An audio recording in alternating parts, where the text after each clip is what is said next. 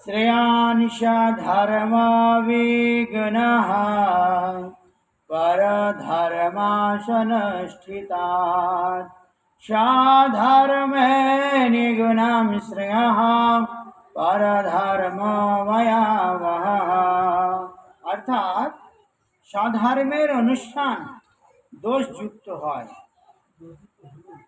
হলেও উত্তম রূপে অনুষ্ঠিত পরধর্ম থেকে শ্রেষ্ঠ হয়।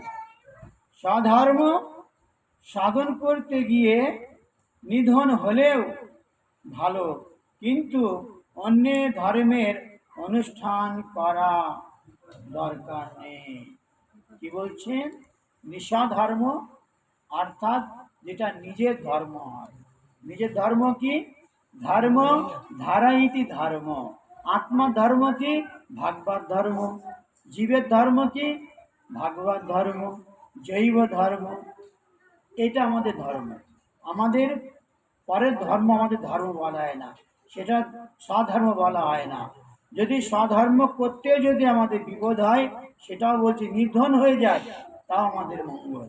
কিন্তু পরের ধর্ম করতে যদি আমরা যদি ধন প্রাপ্ত হয়ে যাই, তাও আমাদের কোনো কল্যাণ হবে না, এটা বলা হচ্ছে।